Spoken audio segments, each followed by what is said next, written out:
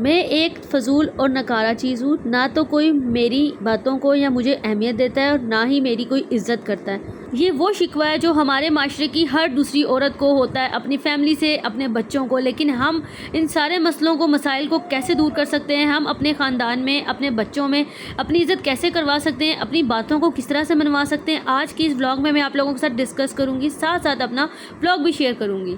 अस्सलाम वालेकुम, welcome back to my YouTube channel and welcome back to another vlog. आज का व्लॉग बहुत स्पेशल है। आज का व्लॉग मैंने स्टार्ट किया है सुबह के टाइम से और मैं यहाँ पर एक ऑर्डर कंप्लीट कर रही थी। जैसे कि आप सबको पता है कि मेरा एक स्मॉल बिजनेस है जिसको मैं ऑन करती हूँ। सारे लिंक्स जो है ना वो मैं अपने डिस्क्रिप्शन में ऐड कर दूँगी। उनको पे आप लोगों ने जाकर मेरा जो पर्सनल प्रोफाइल है उसको भी विज़िट कर लीजिएगा और जो मेरी ब्रांडेड प्रोफाइल है उसको भी विज़िट कर लीजिएगा। तो ये मैंने कुछ यहाँ पे पार्सल मंगवाए हुए थे, तो मैंने सोचा आप लोगों के साथ शेयर करती हूँ। मैंने मंगवाए थे फ्लावर्स, क्योंकि मुझे फ्लावर्स गजरास के ऑर्डर थे जिसको मुझे कंप्लीट करने के लिए ये फ्लावर मंगवाने थे।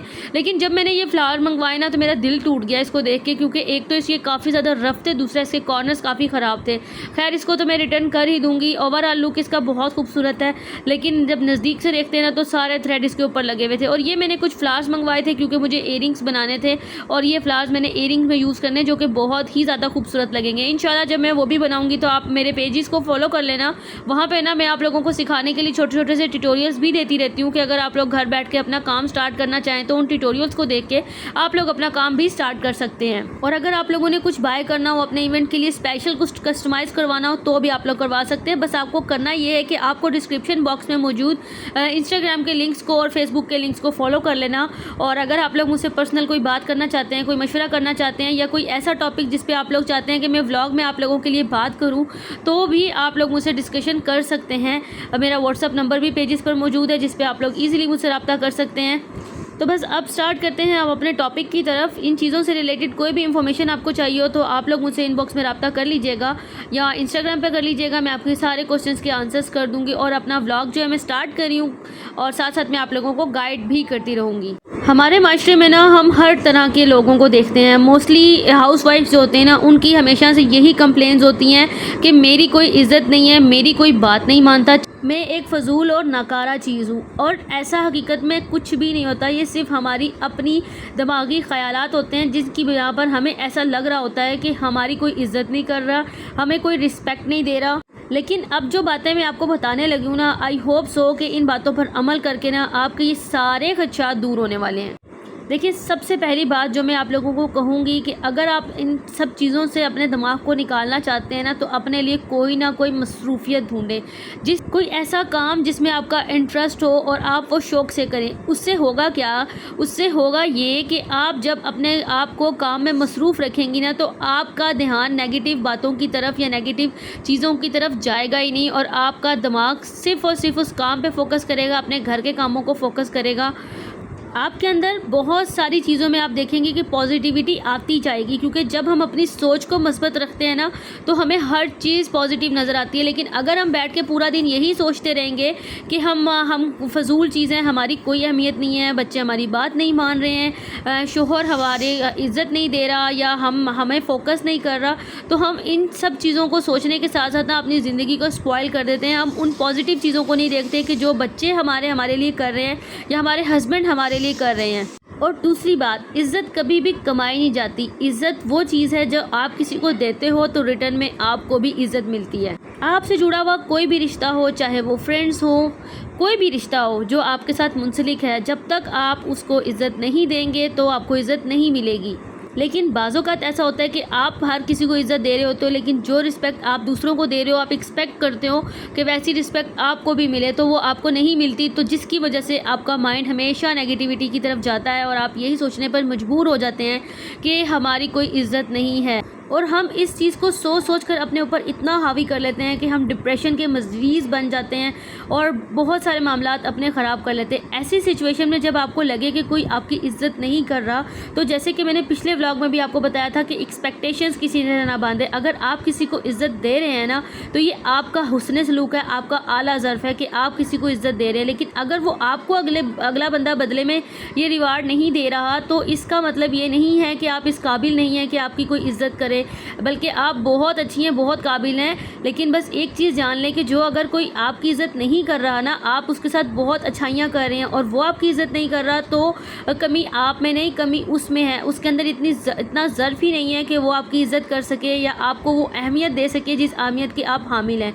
क्योंकि अल्लाह ताला ने ना ये सब चीज़ें ना कुछ बंदों के लिए रखी होती हैं। सम टाइम ऐसा होता है कि हमें ऐसा लगता है कि चीज़ें हमारी फ़ेवर में नहीं हैं, लेकिन क्या होता है कि अल्लाह ताला हमें उसका अजर ज़रूर देता है किसी न किसी फॉर्म में। वो आयत तो आपने सुनी ही होगी और पढ़ी ही होगी, जिसका तर्जमा कुछ इस तरह से है, व तो इज़्ज़ु मन तशा व तो ज़िल्लु मन तशा, कि इज़्ज़त और ज़िल्लत दोनों अल्लाह के हाथ में है। अल्लाह चाहे जिसे इज़्ज़त देता है और जिसे चाहे ज़िल्लत देता है। तो ये सब अल्लाह ताला के मामलात होते हैं। अल्लाह ताला बेहतर जानता है कि किसको किस तरह से नवाजना है। और बाज़ों का ऐसा होता है कि जो चीज़ें हम एक्सपेक्ट कर रहे होते हैं, अल्लाह ताला ने उसके बरक्स हमारे लिए सोचा हुआ होता है कि हमें क्या बेहतरीन हमारे साथ मामलात हैं। और बहुत सारी चीज़ों को हम सिर्फ अपने सब्र और बर्दाश्त के साथ अगर टैकल कर लेते हैं ना, तो अल्लाह ताला हमें वहाँ से नवाजता है जहाँ से हमारे ज़हनो गुमान में भी नहीं होता। ऐसे मामलात अल्लाह ताला हमारे साथ फरमा देता है कि हमारी अक्ल दंग रह जाती है कि ये मामलात हमारे साथ हुए, कैसे हुए, किस तरह से हुए। यानी कि इन शॉर्ट अगर मैं कहूँ कि अल्लाह ताला अगर आपने किसी ने आपके साथ ज़्यादती की है, तो अगर आपने उस पर सब्र कर लिए ना, तो अल्लाह ताला उस सब्र का फल आपको ज़रूर देता है। वो चाहे जल्दी दे, चाहे थोड़ा सा वक्त के बाद दे। अगर आप लोग अपने घर के लिए या कोई भी मैटर ऐसा है जिसके लिए आप डिसीजन ले रहे हैं ना, तो उस डिसीजन पर कायम रहें और अपनी बात को अहमियत दें।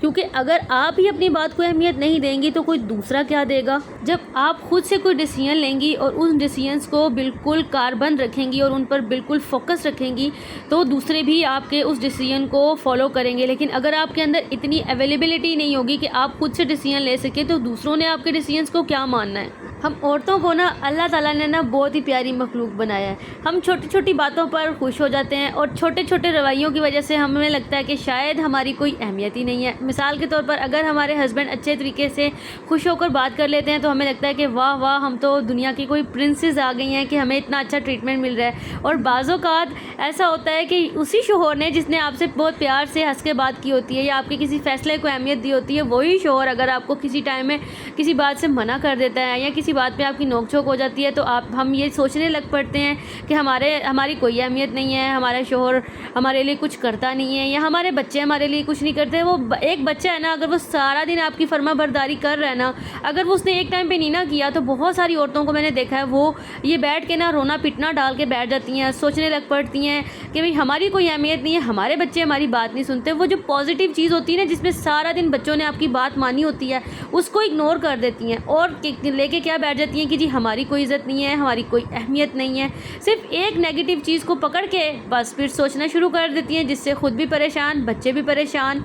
तो बस मैं आप लोगों को यही कहना चाहती हूँ कि अगर आप ये चाहती हैं ना कि आप खुश रहें, तो आप हमेशा पॉजिटिव चीज़ों को कंसीडर किया करें और नेगेटिव चीज़ों को अपने दिमाग के ना किसी छोटे से खाने में भी जगह ना दिया करें। और कोशिश करें अपने फारिग टाइम को प्रोडक्टिव बनाएं, ऐसे काम करें जिससे आपको खुशी मिलती है। अगर तो आपको अपनी स्किन केयर करके खुशी मिलती है, तो आप अपनी स्किन केयर के लिए टाइम निकालें। अगर आपको कोई सिलाई करके खुशी मिलती है या कोई आर्ट पीस बनाकर खुशी मिलती है, मतलब ये कि आपको कोई भी ऐसा काम जिसमें आपका इंटरेस्ट है और उसको करने से आपका को ज़हनी सुकून मिलता है, आपको दिली खुशी मिलती है, तो आप उन सब चीज़ों को ज़रूर करें। उससे क्या होगा कि जब आप खुश होंगी ना, तो आपके बच्चे और आपके शौहर, आपके घर का माहौल ऑटोमेटिकली अच्छा होगा।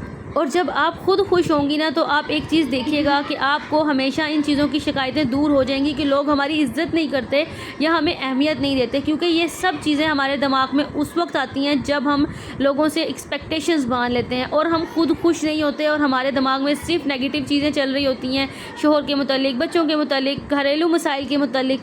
जब हम खुद को पॉजिटिव रखेंगे ना, खुद को खुश रखेंगे ना, तो ऑटोमेटिक हमारी जो लाइफ है ना, वो बहुत ज़्यादा आसान हो जाएगी। सबसे पहली चीज़ जो आपने करनी है वो ये है कि ख़ुद को इज़्ज़त देना सीखें। किसी से भी एक्सपेक्ट ना करें कि जी मेरी सास अगर मेरी इज़्ज़त नहीं कर रही तो मेरी इज़्ज़त ही कोई नहीं है, मेरी नंद अगर कोई इज़्ज़त नहीं दे रही मुझे या किसी मामले में नहीं पूछ रही, मेरी तो कोई इज़्ज़त ही नहीं है, मेरी कोई अहमियत ही नहीं है। सबसे पहले आप लोगों ने एक्सपेक्टेशंस नहीं रखनी। मैंने पहले भी ये बात की है, मैं बार बार करती हूँ, क्योंकि एक्सपेक्टेशन एक ऐसी चीज़ है, अगर हम किसी से एक्सपेक्ट करते हैं ना, तो अगर वो हमारी एक्सपेक्टेशंस पर पूरा नहीं उतरता ना, तो फिर हमें बहुत मायूसी होती है। मोस्टली जब हमारी नई नई शादी होती है ना तो ऐसा होता है कि हम में से अक्सर लेडीज़ इन्फीरियरिटी कॉम्प्लेक्स का शिकार हो जाती हैं। शुरू में मैं भी थी, लेकिन फिर मैंने इन चीज़ों से ओवरकम किया ना, तो अब मेरी ज़िंदगी में ना अल्हम्दुलिल्लाह बहुत सुकून है। बाज़ औक़ात ऐसा होता है कि हम घर की सजावट करते हैं, घर का कोई ऐसा काम करते हैं या खाना बनाते हैं, बहुत अच्छा बन जाता है।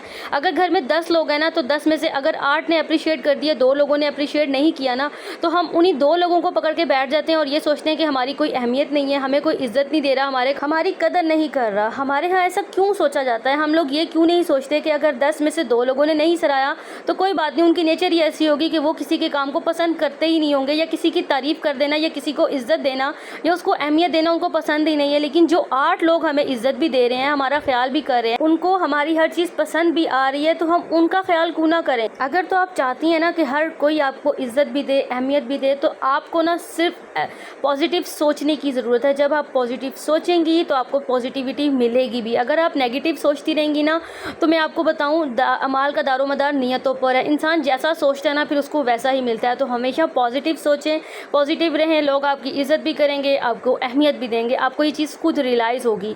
बातों ही बातों में मैंने ऑर्डर रेडी भी कर दिए, ऑर्डर डिस्पैच भी कर दिया। अब आते हैं जी पिज़्ज़ा खाने की तरफ। तो आ जाए जी, आप लोगों को भी खिलाती हूँ ये यम्मी यम्मी मज़ेदार सा पिज़्ज़ा। बहुत दिनों से मेरा दिल कर रहा था और मैंने अपने हस्बैंड साहब से फरमाइश की कि जी मैंने तो पिज़्ज़ा खाना है, तो उन्होंने कहा चलें जी मंगवा लेते हैं। अगला टॉपिक, मैं किस टॉपिक पर वीडियो बनाऊं, आप लोग मुझे कमेंट सेक्शन में ज़रूर बताइएगा। और आप लोगों को मेरे व्लॉग कैसे लगते हैं, कोई एक बात भी जो आप लोगों को मेरे व्लॉग में अच्छी लगी हो, मुझे कमेंट सेक्शन में आप लोगों ने बताना नहीं भूलना। अपना बहुत सारा ख्याल रखिएगा, अपनी दुआओं में भी याद रखिएगा। इंशाल्लाह बहुत जल्दी अगले व्लॉग के साथ मिलेंगे। और मैं कोशिश हमेशा करती हूँ कि मैं अगला व्लॉग जल्दी अपलोड करूँ, लेकिन अकेली नन्ही जान और मेरे ज़िम्मे इतने सारे काम।